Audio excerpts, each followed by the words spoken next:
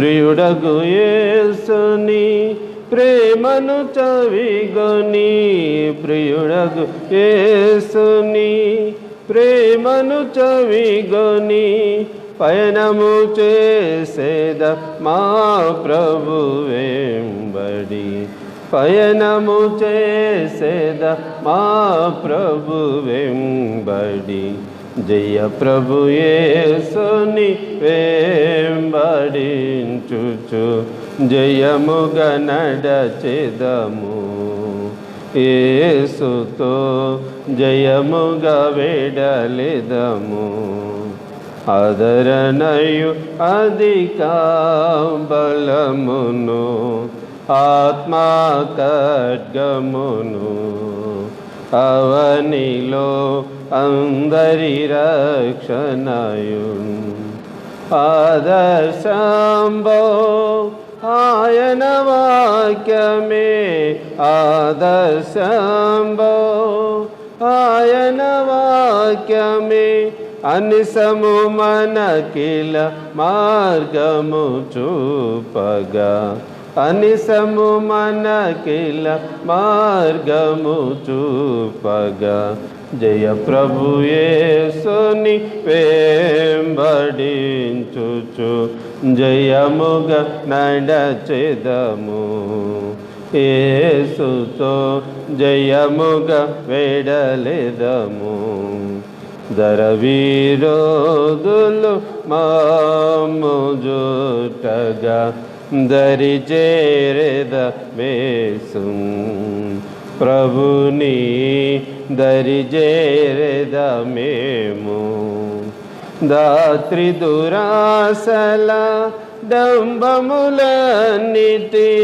దాత్రి దురాసల డంబములన్నిటి, మైత్రిని వీడి నడచెదమేసుతో, మైత్రిని వీడి నడచెదమేసుతో, జయ ప్రభు యేసుని వెంబడించుచు జయముగా నడచెదము, యేసుతో జయముగా వెడలెదము. మా ప్రభు చూపుము నీదు మార్గపు మాదిరి జాడలను, నీదగు మాదిరి జాడలను. మా పాదములను తోటుల నిండగా, మా పాదములను తోటులకుండగా, మాకిడు బలమును ఈ కృపదినమున, మాకిడు బలమును ఈ కృపదినమున. జయ ప్రభు యేసుని వెంబడించుచు జయముగా నడచెదము, యేసుతో జయముగా వెడలెదము. మా కొరకై నీవు నడచిన మార్గము, యేసుతో వెంబడి విహరించెదము, యేసుని వెంబడి మహిమరాజ్యమున యేసుని గొలువగా, మహిమరాజ్యమున యేసుని గొలువగా. జయ ప్రభు యేసుని వెంబడించుచు జయముగా నడచెదము, యేసుతో జయముగా వెడలెదము. దేవుని ఆరాధించుదము. దేవుడు ఆత్మ గనుక ఆయన ఆరాధించువారు ఆత్మతోనూ సత్యముతోనూ ఆరాధింపవలను. మన తండ్రి అయిన దేవుని నుండి ప్రభు యేసుక్రీస్తు నుండి కృపా సమాధానం మీకు కలుగునుగాక. దేహవా ఏర్పాటు చేసిన దినము, దీనందు మనం ఉత్సహించి సంతోషించదము. ఓ ప్రభువా మా పెదవులు తెరువుము. తండ్రికిని కుమారునికిని పరిశుద్ధాత్మకును మహిమ కలుగునుగాక. ఉద్యోగములు కలుగును. ప్రార్థించుదము. తండ్రివైన దేవా, నీ శక్తి వలన జ్ఞానం వలన సమస్తము సృష్టించినందుకును, నీ కుమారుని మా రక్షకునిగా ఇచ్చటం వల్ల లోకమును ఎంతో ప్రేమించినామని రుజువుపరిచినందుకు నిన్ను స్తుతించుచున్నాము. కుమారుడైన దేవా, మా అపరాధం నిమిత్తం అప్పగింపబడిన నీవు తిరిగి లేచుట వలన మమ్మల్ని నీతిమంతులుగా చేయుటకు పాపం తప్ప అన్ని విషయంలో మా వలె చేయబడినందుకే నిన్ను స్తుతించుచున్నాము. పరిశుద్ధాత్ముడు అయిన దేవా, సత్యమంతటిలోనికి నడిపించి మా హృదయంలో దేవుని ప్రేమను కుమ్మరించినందుకే నిన్ను స్తుతించుచున్నాము. తండ్రి, కుమారుడు, పరిశుద్ధాత్ముడు అయిన దేవా, యుగ యుగములు నీవే సమస్త స్తుతి మహిమ కలుగునుగాక. ఆమేన్. పాపపు ఒప్పుకోలు పిలుపు వాక్యము వినుడి. నేను లేచిన తండ్రి యొద్దకు వెళ్ళి, తండ్రి, నేను పరలోకమునకు విరోధముగా నీ ఎదుట పాపం చేస్తుని ఇక మీదటి నీ కుమారుని అనిపించుకున్నట్టు యోగ్యుడును కాను. మనం పాపం లేని వారమని చెప్పుకునేలా మనమే మోసపుచ్చుకుందాము, మరియు మనలో సత్యం ఉండదు. మన పాపములు మనం ఒప్పుకునేలా నమ్మదగిన వాడు నీతిమంతుడు కనుక మన పాపములను క్షమించి సమస్త దుర్నీతి నుండి మనల్ని పవిత్రులుగా చేయును. మనం మోకరించి మౌనంగా నుండి మనం పరీక్షించుకుందాము.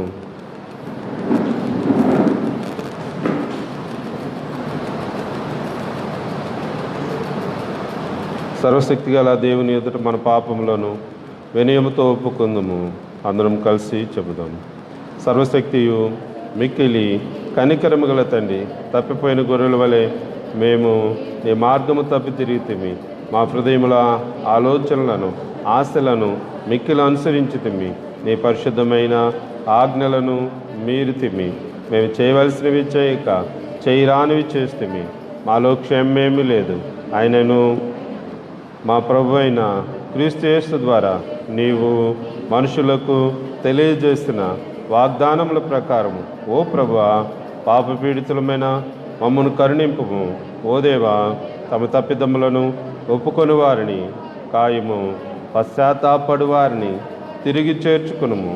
మరియు మిక్కిలి కనికరము గల తండ్రి, నీ పరిశుద్ధ నామమునకు మహిమ కలుగులాగున మేమిక భక్తి, నీతి, సుబుద్ధులతో జీవించులాగున ఆయన నిమిత్తము దయచేయము.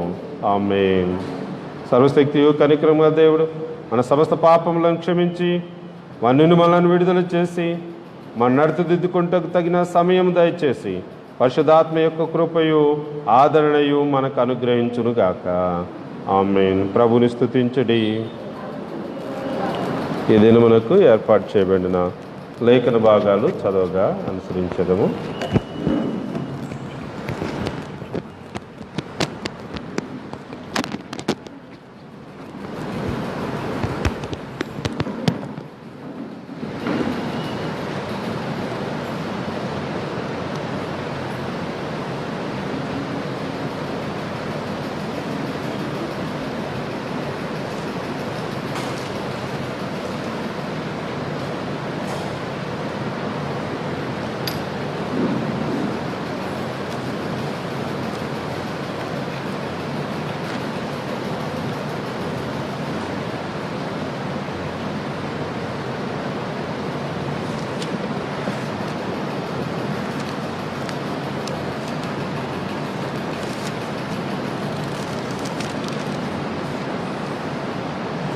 నేటి దినమునకు ఏర్పాటు చేయబడిన మొదటి పాఠంగా 2వ రాజుల గ్రంథము 2వ అధ్యాయం 1-15 వరకు చదవబడుతున్న దేవుని మాటలు. యెహోవా సుడిగాలి చేత ఏలియాను ఆకాశమునకు ఆరోహణము చేయింపబోవు కాలమున ఏలియాయు ఎలీషాయు కూడి గిల్గాలు నుండి వెళ్ళుచుండగా ఏలియా, యెహోవా నన్ను బేతేలునకు పొమ్మని సెలవిచ్చి ఉన్నాడు గనుక నీవు దయచేసి ఇక్కడ నుండుమని ఎలీషాతో అనెను. ఎలీషా, యెహోవా జీవము తోడు, నీ జీవము తోడు, నేను నిన్ను విడువనని చెప్పగా వారిద్దరును బేతేలునకు ప్రయాణం చేసిరి. బేతేలులో ఉన్న ప్రవక్తల శిష్యులు ఎలీషా యొద్దకు వచ్చి, నేడు యెహోవా నీ యొద్ద నుండి నీ గురువును పరమునకు తీసుకొని పోవునని నీవెరుగుదువా అని ఎలీషాను అడుగగా అతడు, నేను ఎరుగుదును, మీరు ఊరుకుండుడనెను. పిమ్మట ఏలియా, ఎలీషా, యెహోవా నన్ను యెరికోకు పొమ్మని సెలవిచ్చి ఉన్నాడు గనుక నీవు దయచేసి ఇక్కడ ఉండుమని ఎలీషాతో అనగా అతడు, యెహోవా జీవము తోడు, నీ జీవము తోడు, నేను నిన్ను విడువననెను గనుక వారిద్దరూ యెరికోకు ప్రయాణం చేసిరి. యెరికోలో ఉన్న ప్రవక్తల శిష్యులు ఎలీషా యొద్దకు వచ్చి, నేడు యెహోవా నీ యొద్ద నుండి నీ గురువును పరమునకు తీసుకొని పోవునని నీవెరుగుదువా అని ఎలీషాను అడగగా అతడు, నేను ఎరుగుదును, మీరు ఊరుకుండుడనెను. అంతటా ఏలియా, యెహోవా నన్ను యోర్దానునకు పొమ్మని సెలవిచ్చి ఉన్నాడు గనుక నీవు దయచేసి ఇక్కడ ఉండమని ఎలీషాతో అనగా, అతడు యెహోవా జీవముతోడు నీ జీవముతోడు నేను నిన్ను విడువనని చెప్పాను. గనుక వారిద్దరును ప్రయాణమై సాగి వెళ్ళిరి. ప్రవక్తల శిష్యులలో 70 మంది దూరమున నిలిచి చూచుచుండగా వారిద్దరూ యోర్దాను నది దగ్గర నిలిచిరి. అంతటా ఏలియా తన దుప్పటి తీసుకొని మడతపెట్టి నీటి మీద కొట్టగా అది యువతలకును అవతలకును విడిపోయిన గనుక వారిద్దరూ పొడి నీళ్ళ మీద దాటిపోయిరి. వారు దాటిపోయిన తరువాత ఏలియా ఎలీషాను చూచి, నేను నీ యొద్ద నుండి తీయబడక మునుపు నీ కొరకు నేనేమి చేయకూడదువో దాన్ని అడుగుమని చెప్పగా, ఎలీషా, నీకు కలిగిన ఆత్మలో 2 పాళ్ళు నా మీదకి వచ్చున్నట్లు చేయమనను. అందుకతడు, నీవు అడిగినది కష్టతరముగానున్నది. అయితే నీ యొద్ద నుండి తీయబడినప్పుడు నేను నీకు కనబడిన ఎడల ఆ ప్రకారము నీకు లభించును, కనబడిన ఎడల అది కాకపోవునని చెప్పాను. వారు ఇంకా వెళ్ళుచూ మాట్లాడుచుండగా ఇదిగో అగ్ని రథమును అగ్ని గుర్రములను కనబడి వీరిద్దరిని వేరు చేసెను. అప్పుడు ఏలియా సుడిగాలి చేత ఆకాశమునకు ఆరోహణమాయెను. ఎలీషా అది చూచి, నా తండ్రి, నా తండ్రి, ఇశ్రాయేలు వారికి రథమును రౌతులను నీవే అని కేకలు వేసెను. అంతలో ఏలియా అతనికి మరలా కనబడకపోయెను. అప్పుడు ఎలీషా తన వస్త్రమును పట్టుకొని 2 తునకలుగా చేసెను. మరియు ఏలియా దుప్పటి క్రింద పడగా అతడు దాన్ని తీసుకొని యోర్దాను ఒడ్డునకు వచ్చి నిలిచి ఒంటి మీద నుండి క్రింద పడిన ఆ దుప్పటిని పట్టుకొని నీటి మీద కొట్టి, ఏలియా యొక్క దేవుడైన యెహోవా ఎక్కడ ఉన్నాడనెను. అతడు ఆ దుప్పటితో నీటిని కొట్టగా అది ఇటు అటు విడిపోయినందున ఎలీషా అవతల ఒడ్డునకు నడిచిపోయింది. ఎరికో దగ్గర నుండి కనిపెట్టుచుండిన ప్రవక్తల శిష్యులు అతని చూచి, ఏలియా ఆత్మ ఎలీషా మీద నిలిచి ఉన్నదని చెప్పుకొని అతనిని ఎదుర్కొనబోయి అతనికి సాష్టాంగ నమస్కారం చేసి అతనితో ఇట్లనిరి, ఇదిగో నీ దాసులమైన మా యొద్ద 70 మంది బలగము వారు ఉన్నారు. మా మీద దయ ఉంచి నీ గురువును వెదుకుటకు వారిని పోనిము. యెహోవా ఆత్మ అతనిని ఎత్తి ఒక పర్వతము మీదనైనను లోయందైనను వేసి ఉండునేమో అని మనవి చేయగా అతడు ఎవరిని పంపవద్దనని. దేవతను పరిశుద్ధ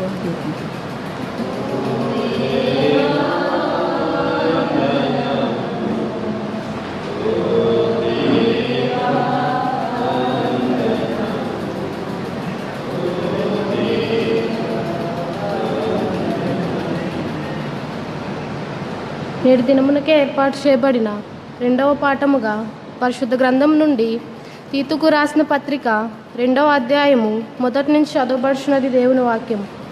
తీతుకు రాసిన పత్రిక 2వ అధ్యాయము మొదటి నుంచి చదవబడుచున్నది దేవుని వాక్యము. నీవు హితబోధకనుకూలమైన సంగతులను బోధించుము. ఏలనగా వృద్ధులు, మితానుభావము గలవారు, మాన్యులను, స్వబుద్ధి గలవారును, విశ్వాస ప్రేమ సహవాసములయందు లోపము లేని వారునై ఉండవలెననియు, అలాగుననే వృద్ధ స్త్రీలు కొండె కత్తెలును మిగులు మధ్య వ్యాపారస్తుకులునై ఉండక ప్రవర్తనయందు భయభక్తులు గలవారై ఉండవలెననియు, దేవుని వాక్యము దూషింపకుండునట్లును యవన స్త్రీలు తమ భర్తలకు లోబడి ఉండి తమ భర్తలను శిశువులను ప్రేమించువారును, స్వబుద్ధి గలవారును, పవిత్రులను, ఇంట ఉండి పని చేసుకొనువారును, మంచివారునై ఉండవలెనని బుద్ధి చెప్పుచు మంచి ఉపదేశము చేయువారునై ఉండవలెనని బోధించుము. అటువలనే స్వబుద్ధి గలవారై ఉండవలెనని యవన పురుషులను హెచ్చరించుము. పరపక్షమందుండువాడు మనలను గూర్చి చెడు మాటలు ఏదీ చెప్పనేరక సిగ్గుపడినట్లు అన్నిటియందు నిన్ను నీవే సత్కార్యముల విషయమై మాదిరిగా కనపరుచుకొనుము. నీ ఉపదేశము మోసము లేనిదిగాను మాన్యమైనదిగాను నిరాక్షేపమైన హితవాక్యముతో కూడినదిగాను ఉండవలెను. దాసులైన వారు అన్ని విషయములయందు మన రక్షకుడగు దేవుని ఉపదేశమును అలంకరించినట్లు తమ యజమానులకు ఎదురుమాట చెప్పక ఏమీ అపహరింపక సంపూర్ణమైన మంచి నమ్మకమును కనపరచుచు అన్ని కార్యములయందు వారిని సంతోషపెట్టుచు వారికి లోబడి ఉండవలెనని వారిని హెచ్చరించుము. ఎలయనగా సమస్త మనుష్యులకు రక్షణకర్త అయిన దేవుని కృప ప్రత్యక్షమై మనము భక్తిహీనతను ఇహలోక సంబంధమైన దురాశలను విసర్జించి శుభప్రదమైన నిరీక్షణ నిమిత్తము అనగా మహాదేవుడు మన రక్షకుడైన యేసుక్రీస్తు మహిమ యొక్క ప్రత్యక్షత కొరకు ఎదురు చూచుచు ఈ లోకములో స్వస్థ బుద్ధితోనూ నీతితోనూ భక్తితోనూ బ్రతుకుచుండవలెనని మనకు బోధించుచున్నది. ఆయన సమస్తమైన దుర్నీతి నుండి మనల్ని విమోచించి సత్క్రియల యందాసక్తి గల ప్రజలను తన కొరకు పవిత్రపరుచుకొని తన సొత్తుగా చేసుకొనుటకు తను తానే మన కొరకు అర్పించుకొనెను. వీటిని గూర్చి బోధించుచు హెచ్చరించుచు సంపూర్ణ అధికారముతో దుర్బోధను ఖండించుచు నుండుము. నిన్నెవరిని తృణీకరింపనీయుకుము. దేవుడు తన పరిశుద్ధ వాక్యం దీవించును గాక.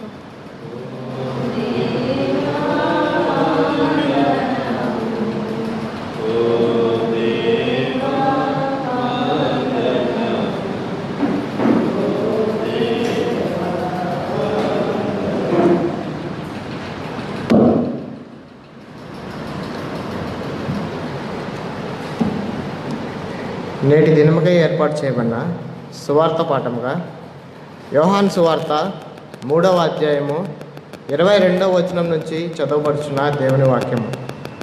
యోహాను సువార్త 3వ అధ్యాయము 22 నుంచి చదవబడుచున్న దేవుని వాక్యము. అటు తరువాత యేసు తన శిష్యులతో కూడా యూదయ దేశమునకు వచ్చి అక్కడ వారితో కాలము గడుపుచు బాప్తిస్మం ఇచ్చుచుండెను. సలీము దగ్గరనున్న ఐనోనను స్థలమున నీళ్లు విస్తారముగా ఉండెను గనుక యోహాను కూడా అక్కడ బాప్తిస్మం ఇచ్చుచుండెను. జనులు వచ్చి బాప్తిస్మం పొందిరి. యోహాను ఇంకనూ చెరసాలలో వేయబడి ఉండలేదు. శుద్ధీకరణాచారము గురించి యోహాను శిష్యులకు ఒక యూదునితో వివాదము పుట్టెను గనుక వారు యోహాను నొద్దకు వచ్చి, బోధకుడా, ఎవడు యోర్దానుకు అవతల నీతో కూడా ఉండెనో నీవెవని గూర్చి సాక్ష్యం ఇచ్చితివో ఇదిగో ఆయన బాప్తిస్మం ఇచ్చుచున్నాడు, అందరూ ఆయన యుద్ధకు వచ్చుచున్నారని అతనితో చెప్పిరి. అందుకు యోహాను ఇట్లనెను, తనకు పరలోకం నుండి అనుగ్రహింపబడితేనే గాని ఎవడనూ ఏమీ పొందనేరడు. నేను క్రీస్తును కాననియు ఆయన కంటే ముందుగా పంపబడిన వాడనే అనియు చెప్పినట్టు మీరే నాకు సాక్షులు. పెండ్లి కుమార్తె గలవాడు పెండ్లి కుమారుడు. అయితే నిలువబడి పెండ్లి కుమారుని స్వరము వినేటి స్నేహితుడు ఆ పెండ్లి కుమారుని స్వరము విని మిక్కిలి సంతోషించును. ఈ నా సంతోషము పరిపూర్ణమై ఉన్నది. ఆయన హెచ్చవలసి ఉన్నది, నేను తగ్గవలసి ఉన్నది. ఈ మటుకు దేవుని వాక్యం సరి. స్తోత్రములు ఓ క్రీస్తు, స్తోత్రములు ఓ క్రీస్తు, స్తోత్రములు. వాక్య ధ్యానం కొరకు సిద్ధపడదాం. అలాగే నిల్చుండి 420 నా రక్షకుని వెంబడింతున్నన్నిటన్ అనే కీర్తన ద్వారా 426వ కీర్తన 426వ కీర్తన ద్వారా వాక్య ధ్యానం కొరకు మనం సిద్ధపడదాం. నా రక్షకుని వెంబడింతున్నన్నిటన్ కొండలైన లోయలైన జంకొందను సురక్షితంబుగాను నేను వెళ్ళేదన్ పరమ కిరీటముందు వరకు యేసు నేను ఎన్నడెన్నడూను ఆశతో నన్నింట వెంబడింతును బాసురాంబో ప్రభు వెంట కన్ను మూసికొని ఎక్కడని వెళ్ళుదు. నా యేసు తోడా వెళ్ళు చుందు నెల్లడన్ ప్రయాసమైన లోయలైన భయపడన్ దయజూపు యేసు నన్ను వెంబడించుచు భయమేలవు అనంబు లోదాగన్ యేసు నేను ఎన్నడెన్నడూను ఆశతో నన్నిట వెంబడింతును. బాసురంబో ప్రభు వెంట కను మూసికొని ఎక్కడని వెళ్ళేదన్. నా కలమెల్ల యేసు నందు నమ్ముదు. భీకరంపు వార్ది అయిన నే దాటుదు. నా కర్త తోడనెందు నైనా నెగుదు. నా కమెక్కి తండ్రి చూచు వరకు దేశు నేను ఎన్నడెన్నడును. ఆశతో నన్నిట వెంబడింతును. బాసురంబో ప్రభు వెంట కను మూసికొని ఎక్కడిని వెళ్ళుదు. ప్రార్థన చేసుకుందాం. మహాగణుడువైన మా పరమ తండ్రి, మహోన్నతుడైన దేవ, నీ పాదముల యొద్దకు వస్తున్న మమ్మల్ని దయతో అంగీకరించండి. నా నోటి మాటలు హృదయ ధ్యానము నీ దృష్టికి అంగీకారంగా ఉండటకు సహాయం చేయను ప్రభా. కరోనా వైరస్ తండ్రి విస్తరించటం వలన ప్రభా ఆరాధనలకి దూరముగా గృహాల్లో నిన్ను మహింపరిచే పరిస్థితుల్లో సంఘము ఉండి ఉండగా ప్రభా, ఆన్లైన్ ద్వారా తండ్రి బిడ్డలు తమ అనుకూల సమయంలో ఈ ఆరాధన వీక్షించడానికి, నేను మహింపరచడానికి ప్రభా జరుగుతున్న ఈ ప్రయత్నంలో మీరు తోడుగా ఉండండి. సహకరిస్తున్న బిడ్డలను దీవించండి ప్రభా. ఈ ఆరాధనలో పాల్గొన్న బిడ్డలను అందరూ మీరు జ్ఞాపకం చేసుకోండి ప్రభా. తండ్రి, నీ కాపుదలను మాకు అనుగ్రహించండి. ఏ తెగులు నీ గుడారమును సమీపించదని సెలవిస్తున్నావు కనుక ప్రభా, నీ కాపుదలను అనుగ్రహించండి. అదేవిధంగా ప్రభా, ఈ కరోనా వైరస్ విస్తరించకుండా పరిచర్య జరిగిస్తున్న డాక్టర్స్ని, నర్సెస్ని, పోలీసు సిబ్బంది, పారిశుద్ధ్య సిబ్బంది, మా పై అధికారులు తండ్రి, వీరందరినీ మీరు జ్ఞాపకం చేసుకునండి ప్రభా. వారి కుటుంబాలను మీరు జ్ఞాపకం చేసుకునండి ప్రభా. నీ మాటలు మేము వినగలుగుటకును, నీ వాక్యానుసారంగా జీవించగలుగుటకు మాకు సహాయం చేయమని యేసు పరిశుద్ధ నామమున పేట వేడుకుని ప్రార్థిస్తున్నాం పరమ తండ్రి, ఆమేన్. దయచేసి కూర్చోనండి.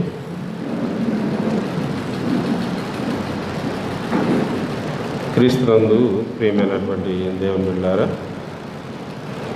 ఈ రోజున మనకి ఇవ్వబడిన ధ్యానాంశము డిజైబుల్షిప్ యాజ్ విట్నెస్ అనేది ధ్యానాంశముగా ఇవ్వబడింది. సాక్ష్యమిచ్చు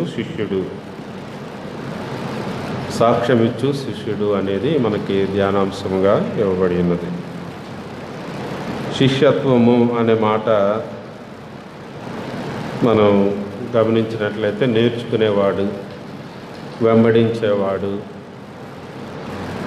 ఈ విధంగా మనము జ్ఞానాన్ని అభివృద్ధి పరుచుకునేవాడు, విషయాన్ని తెలుసుకోవటం, తను జ్ఞానాన్ని అభివృద్ధి పరుచుకోవటం, ఇది శిష్యుని యొక్క లక్షణం.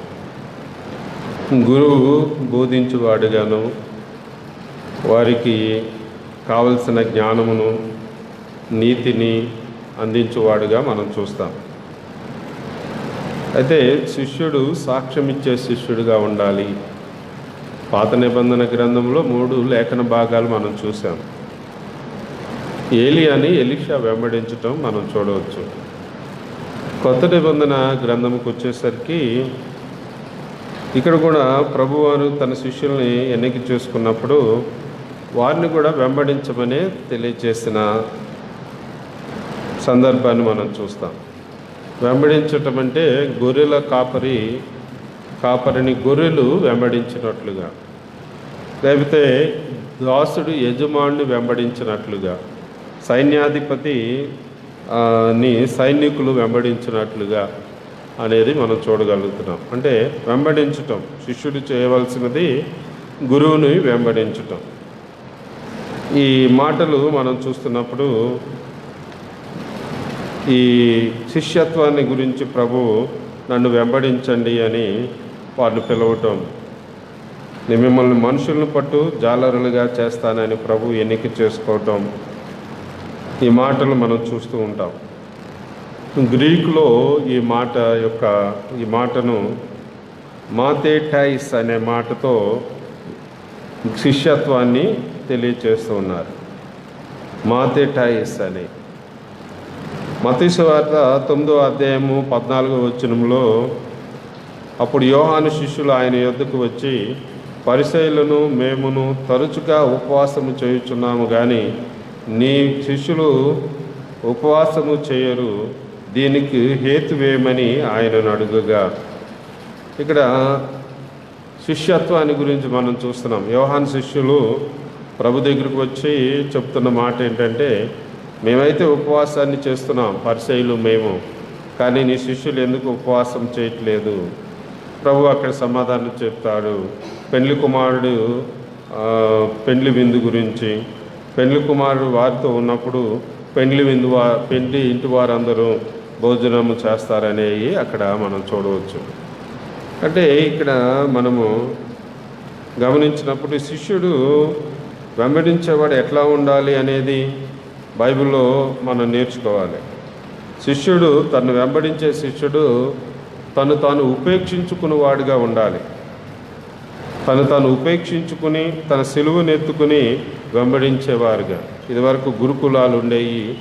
గురుకులాల్లో తీసుకుని వెళ్ళి వారిని అక్కడ వదిలిపెడితే విద్య అభ్యసించి మరలా తిరిగి వచ్చేంత వరకు ఆ గురుకులంలోనే ఉండేవాళ్ళు. నేటి దినాల్లో మనము చూస్తూ ఉన్నాం.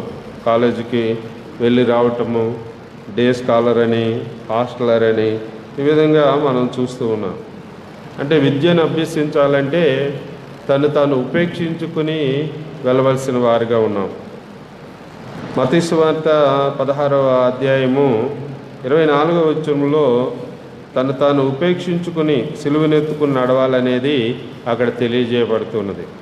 అప్పుడు యేసు తన శిష్యులను చూసి, ఎవడైనను నా వెంబడి రాగోరిన ఎడల తాను ఉపేక్షించుకుని తన సిలువనెత్తుకుని నన్ను వెంబడింపవలను. ప్రభుని వెంబడించాల్సిన విధానం ఏంటంటే తాను ఉపేక్షించుకుని వెంబడించాలి. ఉపేక్షించుకొనడం అని అంటే మనము ఈ లోక సంబంధమైన వాటన్నిటిని విడిచిపెట్టడం. అందుకనే పౌలు గారు ఫిలిప్పీలకు రాస్తూ తాను ఉపేక్షించుకుని ప్రభుని వెంబడించిన సందర్భాన్ని 3వ అధ్యాయం 7వ వచనంలో చూస్తాం. ఆయనను ఏవేవి నాకు లాభకరమై ఉండునో వాటిని క్రీస్తు నిమిత్తము నష్టముగా ఎంచుకుంటుని. ఉపేక్షించుకొనటం అని అంటే మనకి లాభకరమైన వాటిని విడిచిపెట్టి రావాలి. ఆదివారం దేవుని గుడికి రావాలి, ఆదివారం దేవుని సన్నిధికి రావాలి. మనం ఏం చేస్తామంటే ఈరోజు మనం ఈ దేవుని గుడికి వెళ్లకుండా బయటికి వెళ్తే ఒక 5,000 వస్తాయంటే 5,000 కొరకు వెళ్తాం, కానీ గుడికి రావటానికి మనం ప్రయత్నం చేయం. అందుకనే ఏవి లాభకరమైన వాటిని విడిచిపెట్టి క్రీస్తు నిమిత్తము దేవుని సన్నిధికి రావాలి. వాటిని నష్టముగా ఎంచుకోవాలి. అది మనకు లాభకరమైనప్పటికీ క్రీస్తు నిమిత్తం వాటిని విడిచిపెట్టవలసిన వారుగా ఉన్నాం. నిశ్చయముగా నా ప్రభు అయిన యేసుక్రీస్తుని గురించి అతి శ్రేష్టమైన జ్ఞానము నిమిత్తం సమస్తమును నష్టముగా ఎంచుకొనుచున్నాను. ఆయన గురించిన జ్ఞానాన్ని సంపాదించటానికి, ఆయన గురించి తెలుసుకొనటానికి ఈ లోకంలో మనం అన్నిటినీ విడిచిపెట్టి వెంబడించాలి. పౌలు గారు అదే అంటున్నాడు, క్రీస్తు యేసు జ్ఞానము నిమిత్తము, అతి శ్రేష్టమైన జ్ఞానము నిమిత్తము అన్నిటిని విడిచిపెట్టి వెంబడించాలి. ఆరాధన జరుగుతున్నప్పుడు శుక్రవారం కానీ ఇంకా ఇతర సమయాల్లో ఆరాధన జరుగుతుంటే మనము రాలేకపోతూ ఉంటాం. క్రీస్తు యేసు నిమిత్తము మనం వేటిని విడిచిపెడుతున్నామో ఒక్కసారి మనం జ్ఞాపకం చేసుకోవాలి. అందుకనే ఈ 11వ వచనం వరకు రాస్తూ ఆ మాటలు మనం చూడవచ్చు. ఆ ఫిలిప్పీ పత్రిక 3వ అధ్యాయము 7వ వచనం నుండి 11వ వచనం వరకు అక్కడ ప్రభు నిమిత్తము అన్నిటిని విడిచిపెట్టి ప్రభుని వెంబడించేవారుగా ఉండాలి. మనము అట్లా కాకుండా అలా మాట్లాడితే ఎట్లా అండి, మా ఆర్థిక పరిస్థితి తెలుసు, మా సామాజిక పరిస్థితి తెలుసు, మేము రెక్కాడితే కానీ డొక్కాడని వారము అని మనం అన్నట్లయితే మనం ఆయన శిష్యులుగా ఉండనేరము. ఆయన శిష్యుడిగా ఉండవలసిన వాడు తను తాను ఉపేక్షించుకుని వెంబడించేవాడిగా ఉండాలి. మత్తయి సువార్త, మార్కు సువార్త 10వ అధ్యాయం 2వ వచనంలో ఆ సమయమున పరిసయ్యులు ఆయన ఎద్దుకు వచ్చి ఆయన్ను శోధించుటకు పురుషుడు తన భార్యను విడనాడుట న్యాయమా అని ఆయనను అడిగాను. ఇక్కడ మనం చూసినప్పుడు 21వ వచనంలో యేసు అతన్ని చూచి అతన్ని ప్రేమించి, నీకు ఒకటి కొదువుగా ఉన్నది, నీవు వెళ్ళి నీకు కలిగినవన్నీ అమ్మి పేదలకిమ్ము, పరలోకమందు నీకు ధనము కలుగును, నీవు వచ్చి నన్ను వెంబడించమని చెప్పాను. ఇక్కడ యవనస్తుడు వచ్చి ప్రభుని నిత్యజీవం కావాలన్నాడు. ప్రభు చెప్పిన మాటకి అవిధేయుడిగా వెళ్ళిపోతూ ఉన్నాడు. నిత్య జీవితం అయితే కావాలి కానీ మనము ప్రభుని వెంబడించటంలో అందుకని మన మేలులన్నీ కావాలి కానీ ప్రభుని వెంబడించటంలో వెనకడుగు వేస్తూ ఉంటాం. తర్వాత త్యాగము చేసేవారుగా ఉండాలి. ఏ త్యాగం అని అంటే ప్రాణత్యాగము చేయగలిగిన వారుగా ఉండాలి. ప్రభుని వెంబడించగోరువారు ప్రాణత్యాగము చేయగలిగిన వారుగా ఉండాలి. తోమ భారతదేశమునకు వచ్చిన తర్వాత ఆయన ఈ దేశంలో సువార్త ప్రకటిస్తున్నప్పుడు మద్రాసు ప్రాంతంలో చెన్నాపట్టణంలో ఆయన్ని బరిసెలతో పొడిచి చంపేశారు. అంటే ప్రాణత్యాగము చేయటానికి కూడా మనము వెనకాడిన వారిగా ఉండాలి. లూకా సువార్త 14వ అధ్యాయము 26వ వచనంలో, ఎవడైనా నా యొద్దకు వచ్చి తన తండ్రిని, తల్లిని, భార్యను, పిల్లలను, అన్నదమ్ములను, అక్కా చెల్లెండ్లను, తన ప్రాణమును సహా ద్వేషింపకుంటే వాడు నా శిష్యుడు కానేరడం. తన ప్రాణమును కూడా ద్వేషించేవాడిగా ఉండాలి. అమ్మో ఎట్లా అండి, ఆకలికి తట్టుకోలేము అంటాం. అమ్మో అక్కడ వనరులు లేవని అంటాం. అక్కడ వనరులు లేవు, మేము అక్కడికి వెళ్ళి పరిచర్య జరిగించాలంటే అన్నీ ఉంటేనే సేవ, అన్నీ ఉంటేనే దేవుణ్ణి మహిమపరచడం కాదు. కానీ ఏమున్నా లేకున్నా ప్రభుని వెంబడించటం మనం చేయాలి. మనము సెలెక్ట్ చేసుకుంటూ ఉంటాం. మన సంఘాలలో చూసినట్లయితే ఏ ప్యారిష్ బాగుంటుంది, మన పిల్లల చదువులకి వాటికి అన్నిటికీ డబ్బులు ఎంత వస్తాయి, హౌస్ విజిటింగ్ ఎంత వస్తుంది, ఇవి మనం చూసుకుంటాం. ఎన్నో గ్రామాల్లో సువార్త అందని గ్రామాలు ఉన్నవి. అక్కడికి వెళ్ళి వారికి మనము బోధించి వారిని అభ్యసింపచేసి వారిని దేవునిలోనికి నడిపించవలసిన వారమై ఉన్నాం. అయితే మనం వెంబడించం. అందుకనే తన ప్రాణమును త్యాగం చేయగలిగిన వాడుగా ఉండాలి. యోహాను సువార్త 12వ అధ్యాయము 25వ వచనంలో, తన ప్రాణమును ప్రేమించువాడు దాన్ని నశింపచేయువాడు, ఈ లోకములో తన ప్రాణమును ద్వేషించువాడు నిత్య జీవార్థమైన దాన్ని కాపాడుకొని వాడని మీతో నిశ్చయముగా చెప్పుచున్నాను. తన ప్రాణమును ద్వేషించువాడు, ప్రాణము కొరకు అంటే మనం ఏ దెబ్బ తగలకూడదు, ఏ కష్టం రాకూడదు, కానీ అన్నీ అమరాలని అంటే అన్నీ మనకి సమకూర్చబడాలని అంటే కాదు. కానీ ప్రభు నిమిత్తము అన్నిటినీ విడిచిపెట్టి ఆయన వెంబడించగలిగిన వారిగా మనం ఉండాలని వాక్యము సెలవిస్తున్నది. అందుకనే నీ ప్రాణమును త్యాగము చేయగలిగిన వారుగా ఉండాలి. పౌలు గారు మిషనరీ జర్నీ చేస్తున్నప్పుడు ఎన్ని కష్టాలైనా అనుభవిస్తూ ప్రభు నిమిత్తము జీవించినట్లుగా మనం చూడవచ్చు. అపోస్తుల కార్యములు 20వ అధ్యాయము 24వ వచనములో, అయితే దేవుని కృపా సువార్త గురించి సాక్ష్యమిచ్చుటయందు నా పరుగును నేను ప్రభువైన యేసు వలన పొందిన పరిచర్యను తుదముట్టింపవలనని నా ప్రాణమును నాకెంత మాత్రము ప్రియమైనదిగా ఎంచుకొనుట లేదు.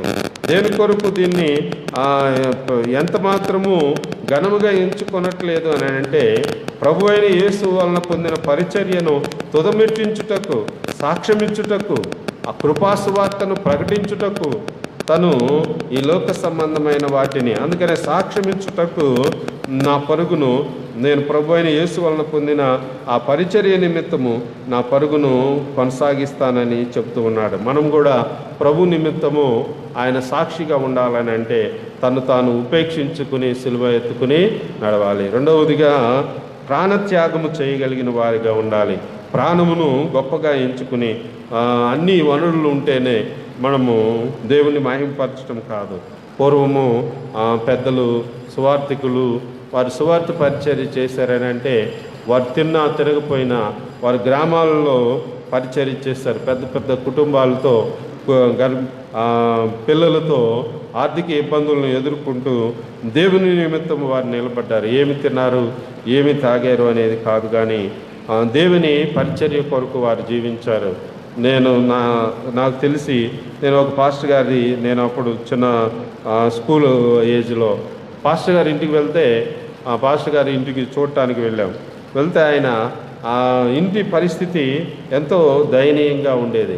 ఆయన దగ్గరికి వెళ్ళి మేము సంఘం గురించి, అయా మీరు నెలలో ఒక వారమైన రండి కమ్యూనియన్ ఇవ్వటానికి, మిషనరీలే దేవుని కొరకు వారి ప్రాణాలని త్యాగం చేసినట్లుగా మనం చూడగలుగుతాం. అందుకనే తను ఉపేక్షించుకుని, అన్నిటినీ ఉపేక్షించుకోవాలను, అన్నిటినీ ఉపేక్షించి త్యాగము సిలువనెత్తుకుని మనం ప్రయాణం చేయాలి.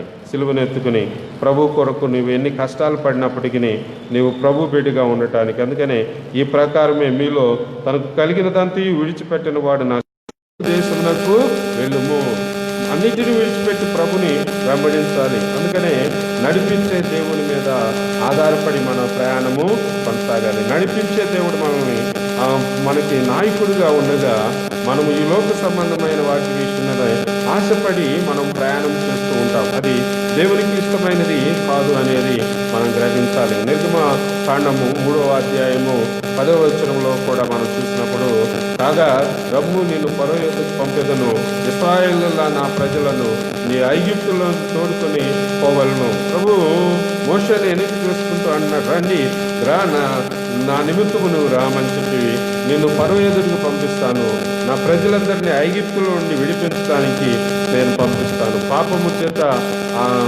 ఈ లోక ఆశల చేత, అంధకారం చేత తమ జీవితాలను నశించిపోయే వారికి రక్షణ సువార్తను అందించడానికి ఈ పరిచర్యని కొనసాగించడం మనం చూడగలుగుతాం. రక్షణ సువార్త అందించబడటానికి మనము చూడగలుగుతాం. అందుకనే ప్రభు నిమిత్తము సమస్తమును విడిచిపెట్టి ఆయన వెంబడించే వారిగా ఉండడానికి కాపరిగా ప్రభు నడిపిస్తున్నాడు. మనము ఏలియాని ఎలీషా అందించుకున్నప్పుడు ఆదిమన్న ఆయన విశ్వాసంతో ఆయన వెంబడించిన సందర్భాన్ని మనం చూస్తాం. యుద్ధాలు తిరిగాడు, దేశాలు తిరిగాడు, ఎంతో వెళ్ళాడు, లోకాలు ప్రయాణమై వస్తుంటే నీ గురువుని ప్రభు పిలుస్తూ ఉన్నాడని, ప్రభుని తీసుకుని పోతున్నాడని చెప్పినప్పుడు అది తెలిసి కానీ తను వెంబడిస్తూ ఉన్నాడు. అది తెలిసి తను వెంబడిస్తూ ఏమంటున్నాడంటే, నీకు కలిగిన 2 అంతల ఆత్మను, నీ కలిగిన ఆత్మలో 2 అంతల ఆత్మను నాకు ఇవ్వమని. అందుకనే గురువు కంటే శిష్యుడు అధికుడు కాలేదు, కానీ గురువు దగ్గర నేర్చుకోవాల్సిన వారిగా ఉన్నాం. కొంతమంది ఎన్ని సంవత్సరాలు శిష్యురికం చేసినా ఏమి నేర్చుకోరు. కారణం ఏంటంటే వేరే వాటి మీద ఉంటుంది. అందుకని వారు ఏది నేర్చుకోరు. వారి ఆసక్తి లోక సంబంధమైన వాటి మీద ఉన్నప్పుడు ఏమీ నేర్చుకోరు. కానీ ప్రభుని మహిమపరచడానికి, ప్రభుని స్తుతించడానికి ఇష్టపడే వాళ్ళం ఏం చేస్తామంటే, మనము దేవుడిలో ఎదగటానికి, నేను ఇక్కడికి వచ్చినప్పటి నుండి మన పిల్లలకు చెప్తూ ఉన్నాను, మన ఆసక్తి ప్రభు మీద ఉంటే మనం నేర్చుకునే వారిగా ఉంటాం. మన ఎవరి బిడ్డలకి కీబోర్డ్ నేర్చుకోండి, లేకపోతే ఏదైనా ఇన్స్ట్రుమెంట్ నేర్చుకోండి, ప్రభు నిమిత్తము చేయటానికి మీరు సిద్ధపడండి అని అంటే మన ఆసక్తి వేరు మీద ఉంటుంది. వేరే అంటే ఎన్నో పనులు, ఎన్నో ఇబ్బందులకరమైన పరిస్థితుల్లో మనం ఉంటాం కాబట్టి అవే మనల్ని, అందుకనే ఆ ముళ్ళ మధ్యలో పడిన విత్తనం వల్లే అన్నీ మనల్ని అణిచివేస్తూ ఉంటాయి, ఎదగకుండా అణిచివేస్తూ ఉంటాయి. అందుకని సమయము కేటాయించడం, ప్రభు కొరకు సమయాన్ని మనం ప్రత్యేకించుకోవడం, స్థిరముగా నిలబడాలి. ప్రభు నిమిత్తం శిష్యుడిగా ఉండాలని అంటే స్థిరముగా నిలబడే బడిగా ఉండాలి. చంచలమైన మనసు కలిగి ఉండకూడదు, స్థిరముగా నిలబడాలి. యోహాను సువార్త 8వ అధ్యాయము 31వ వచనంలో, కాబట్టి యేసు తన యందు విశ్వాసముంచిన యూదులతో, మీరు నా వాక్యమందు నిలిచి ఉన్న వారైతే నిజముగా నా శిష్యులై ఉండి సత్యమును గ్రహించెదరు. ప్రభు శిష్యులుగా ఉండాలని అంటే వాక్యమందు నిలిచిన వారే ఉండాలి. వాక్యమందు నిలిచిన వారిగా ఉండాలి. వాక్యానుసారంగా మనం జీవించే వారిగా ఉండాలి. ఈ మాటని మనం ఎట్లా అర్థం చేసుకుంటున్నామంటే, అది వాక్యంలో లేదండి అని అంటాం. కొన్ని సామాజికమైన పరిస్థితులను బట్టి మనం నడవలసి వచ్చినప్పుడు వాటిని ఏం చెప్తామంటే వాక్యంలో లేదండి, వాక్యంలో లేదు కదా, మీరు ఈ పద్ధతి తీసుకొస్తున్నారు ఏంటి అంటాం. కానీ సమాజంలో కొన్ని పరిస్థితులను బట్టి మనం నడవలసి వచ్చినప్పుడు మనం వాటన్నిటిని అనుసరిస్తూ నడవాల్సిన పరిస్థితి వస్తే ఇది వాక్యంలో లేదు, ఇది ఫలానాది అని చెప్తాం. అంటే అక్షరార్థంగా తీసుకుంటాం. కానీ వాక్యానుసారంగా నడవటం అని అంటే నీ ప్రవర్తన, నీ నడవడి దేవునికి కనపరుచుకోవాలి. నీ ప్రవర్తన దేవునికి కనపడేటట్టుగా నువ్వు నడవలసి ఉంటే మనం ఏం చేస్తామంటే వాక్యంలో లేదండి అని చెప్తాం. కానీ వాక్యానుసారంగా నిలిచి ఉండడం అని అంటే ఆయన వాక్యాన్ని గైకొని మన ప్రవర్తన సరిచేసుకుంటూ మనం దేవుణ్ణి వెంబడించాలి. తర్వాత ఆయన శిష్యుడిగా వెంబడింపుకోవాడు. యోహాను సువార్త 15వ అధ్యాయము 8వ వచనంలో మనం చూసినట్లయితే, మీరు బహుగా ఫలించడం వలన నా తండ్రి మహిమపరచబడును, అటు ఇటువలనే మీరు నా శిష్యులు అగుదురు. దేవుని శిష్యులు అవ్వాలని అంటే మనం ఫలించే వారిగా ఉండాలి, బహుగా ఫలించే వారిగా ఉండాలి. ఎక్కడ వేసిన దొంగలి అక్కడే లేకుండా ఉండకూడదు. బహుగా నువ్వు ఫలించే స్థితిలో నీవు ఉంటున్నావా లేదా ఒకసారి మనం జ్ఞాపకం చేసుకోవాలి. చాలా వరకు మనము ఎన్నో కారణాలు చెప్తూ ఉంటాం, ఎన్నో కారణాలు. ఒక వ్యక్తి తన సాక్ష్యాన్ని ప్రింట్ చేశాడట. ప్రింట్ చేసుకుని ఎవరు వచ్చినా ఆ సాక్ష్యాన్ని, ప్రింట్ చేసిన సాక్ష్యాన్ని అందరికీ ఇస్తూ ఉన్నాడట.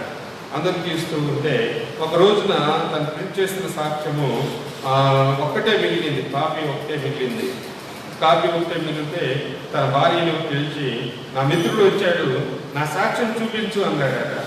ఆమె లోపలికి వెళ్ళి వచ్చి చెప్తున్న మాట ఏంటంటే, ఏమండి మీ సాక్ష్యము చెదలు కొట్టివేసింది అని అన్నట. మీ సాక్ష్యము చెదలు కొట్టివేసి అంటే మన సాక్ష్యము ప్రారంభంలో ఎట్లా ఉన్నామో అలాగే మనం కలిగిన వారిగా ఉండటం కాదు. నీ సాక్ష్యము ప్రభు కొరకు జీవించే జీవితము, ఆయన ఎదుట నిన్ను నీవు కనపరుచుకునే స్థితి, అది సాక్షాత్మైనదిగా ఉండాలి.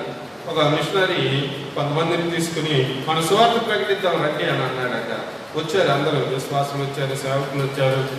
మిషనరీ మౌనంగా నడుస్తూ వెళ్ళాడట. అంతా తిరిగి వచ్చిన తర్వాత ఈరోజు చాలా సువార్త ప్రకటించామని అన్నాడట.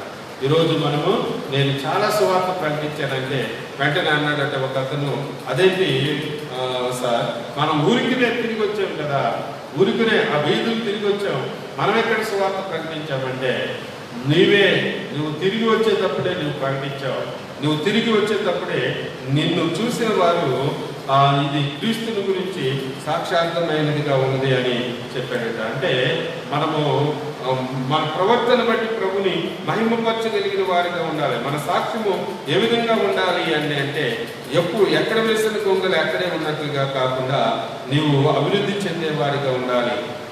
అందుకని పౌలు గారు ఏమంటున్నాడంటే, గాలికి కొట్టినట్టు నేను కొట్లాడలేదు కానీ 9వ అధ్యాయం 1 కొరింథీ పత్రిక 9వ అధ్యాయం 27వ వచనంలో అంటున్నమాట, కొట్టట్లేదు కానీ ఒకవేళ ఇతరులను ప్రకటించిన తర్వాత నేను భ్రష్టుడినైపోతునేమోనని నా శరీరమును నలగొట్టుకుని దాన్ని లోపరుచుకుంటున్నాను. ప్రభు నిమిత్తం ఏం చేయాలంటే మన శరీరమును నలగొట్టుకుని దాన్ని లోపరుచుకోవాలి. 10వ అధ్యాయం 12వ వచనంలో అన్నట్టు, తాను నిలుచుచున్నానని తలుచుకుని వాడు పడకుండాన్నట్లు జాగ్రత్తగా చూసుకోవాలి. నేను నిలుస్తున్నాను అన్నవాడు ఎట్లా ఉండాలంటే పడకుండా జాగ్రత్తగా చూసుకోవాలి. అంటే ప్రారంభంలో ఒక వ్యక్తి సువార్త ప్రకటించడానికి వెళ్తున్నాడట. వెళ్తూ చాలా దూరం వెళ్ళాల్సి వచ్చి రెంట్కి అద్దె సైకిల్ తీసుకున్నాడు. అద్దె సైకిల్ తీసుకుని సువార్త ప్రకటించడానికి వెళ్ళి వచ్చాడు. ఆ రోజు ఏమీ కానుకలేమి రాలేదు, అద్దె కట్టడానికి లేదు. మళ్ళీ 2వ రోజు వెళ్ళాడు, ఒక ప్రాంతానికి సువార్త ప్రకటించాడు, వచ్చాడు. ఆ కానుకలేమి రాలేదు, అద్దె పెరిగిపోతూ ఉన్నది. ఇక్కడ అద్దె పెరిగిపోతూ ఉన్నది. అద్దెవాడు సైకిల్ అడుగుతూ ఉంటే ఇక ఏం చేయాలో తెలియక ఈ అద్దె సైకిల్ వేసుకుని వెళ్ళిపోయాడు. ఊరు దాటి వెళ్ళిపోయాడు. అంటే మన సాక్ష్యము ఏ విధంగా ఉంటూ ఉన్నది. ఆ సైకిల్ తీసుకుని వెళ్ళిపోయాడు. ఇక అతను ఎందుకు నేను ఈ మాటను తెలియజేస్తున్నా అంటే, మన ప్రవర్తన దేవుని కొరకు సాక్ష్యం ఇచ్చేదిగా నిలబడవలసి ఉంటే మనం ఏ విధంగా ఉంటున్నాం. అందుకనే ఫలించే వారిగా ఉండాలి, ఫలించే ఆ జీవితాన్ని కలిగిన వారిగా ఉండాలి అని యోహాను సువార్త మనము 15వ అధ్యాయము 8వ వచనంలో మనం చూస్తూ ఉన్నాం. నా శిష్యుడు కానేరడు, నా శిష్యుడు అగుదురు ఎప్పుడంటే నా తండ్రి మహిమపరచుటబడినప్పుడు. మీరు బహుగా ఫలించడం వలన నా తండ్రి మహిమపరచబడతారు. నీవు బహుగా ఫలించే బిడ్డగా ఉండాలి. బహుగా నువ్వు ఫలించి ప్రభు కొరకు జీవించే బిడ్డగా నువ్వు ఉండాలి. చాలా వరకు మనం ఏం చేస్తామంటే ఆయన శిష్యులుగా ఉండటానికి నీ సాక్షి జీవితము ఏ విధంగా ఉంటుందో ఒక్కసారి మనము జ్ఞాపకం చేసుకోవాలి. బైబిల్ తీసుకుని వెళ్తారు కానీ వీళ్ళేం భక్తులండి అనే ఆ స్థితిని మనం కలిగి ఉండకూడదు. బైబిల్ అయితే తీసుకుని వెళ్తారు కానీ వీరేమి శిష్యులండి, వీరేమి దేవుని బిడ్డలండి అనే స్థితిలో మనం ఉండకూడదు. మనం బట్టి వారు దేవుని మహిమపరిచే వారిగా ఉండాలి. అందుకనే నా వాక్యమందు నిలిచి ఉన్నవాడే నా శిష్యుడు అవుతాడు, సత్యాన్ని గ్రహించిన వాడే నా శిష్యుడు అవుతాడని చెప్పబడుతుంది. పౌలు గారు త్యాగం చేస్తున్నాడు. ఇలా చదివాం కదా ఫిలిప్పీ పత్రిక 3:8 సమస్తాన్ని విడిచిపెడుతున్నాడు. అందుకని ప్రతిఫలాన్ని ఆశించకుండా ప్రభుని వెంబడించేవారుగా ఉండాలి. దానివల్ల దేవుడు మన పనిని అన్నింటిలో కొనసాగింపు చేస్తూ ఉంటాడు. 2వ పత్రికా పాఠంలో తీతుకు రాసిన పత్రిక 2వ అధ్యాయం 1-15 వచనాల అధ్యాయం మొత్తం చదివాం మనం. తీతుకు దేవుడు తెలియజేస్తున్న 3 విధమైన బాధ్యతలు ఇక్కడ అప్పగిస్తూ ఉన్నాడు. 3 విధములైన బాధ్యతలు 15వ వచనంలో మనం చూస్తాం కదా. వీటిని గురించి బోధించుచు, హెచ్చరించుచు, సంపూర్ణాధికారముతో ఖండించుచు నుండుము. నిన్నెవరు తృణీకరింప నీకుము.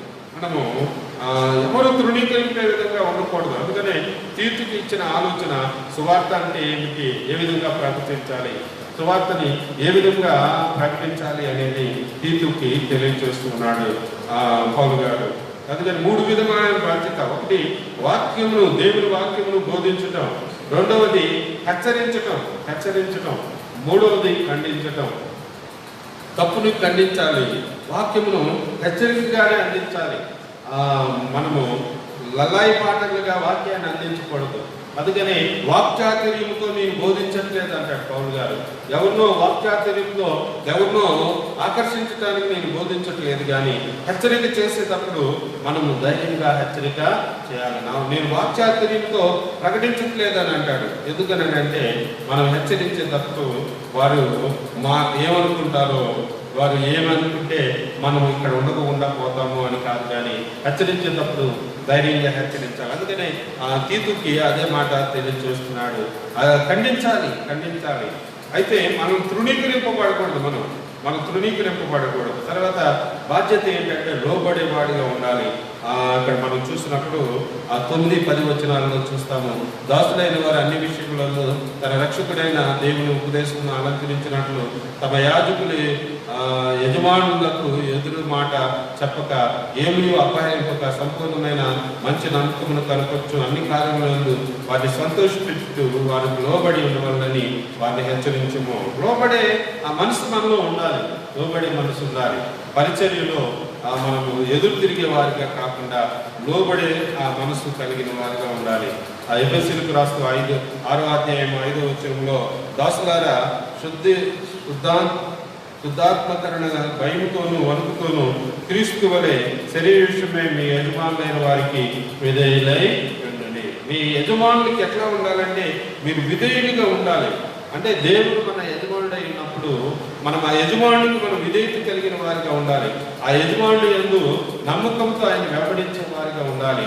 కొలసీయులకు రాస్తూ 3వ అధ్యాయము 22వ వచనంలో 3వ అధ్యాయం 22వ వచనం దాసులారా మనుషులకు సంతోషపెట్టేవారైనట్టు కంటికి కనబడవలని గాక ప్రభువుకు భయపడుచు శుద్ధాత్మకరణ గలవారై శరీరం బట్టి మీ యజమానులైన వారిని వారికి అన్ని విషయంలో విధేయులై ఉండండి. దేవునికి విధేయత కలిగి ఉండటమే కాకుండా మీ శరీర విషయంలో యజమానులైన వారికి కూడా మీరు విధేయత కలిగి ఉండాలి. మన హైరార్కీ ఉంటుంది కదా, మన పై అధికారులకు మనం విధేయత కలిగి ఉండాలి. ఎంత సేవకులమైన. అందుకనే నేను పరిచర్యకు వచ్చినప్పుడు నేను నేర్చుకున్నది ఏంటంటే, అందరం అభిషేక పరిచర్యలోకి వచ్చాము కాబట్టి నువ్వు నేను ఒకటే అనుకోకూడదు. పై అధికారే, మనము కింద వారమే. మనము పై అధికారిని మనం తృణీకరించకూడదు. 2 పాత్రలు నీళ్ళలో కొట్టుకు వెళ్తున్నాయట. నేను అంతకుముందు చెప్పాను. 2 పాత్రలు నీళ్ళలో కొట్టుకు వెళ్తుంటే ఒకటి ఇత్తడి పాత్ర, ఒకటి మట్టి పాత్ర. 2 పాత్రలు నీటిలో కొట్టుకుని వెళ్తుంటే మట్టి పాత్ర ఇత్తడి పాత్ర అందంట మన ఇద్దరము పాత్రలమే కాబట్టి మనం ఇద్దరం కలిసి ప్రయాణం చేద్దాం రాని మట్టి పాత్ర అని తెలిస్తే ఇత్తడి పాత్ర మట్టి పాత్ర అందంట మన ఇద్దరం పాత్రలమే కానీ నువ్వు ఇత్తడి పాత్రవి, నేను మట్టి పాత్రని.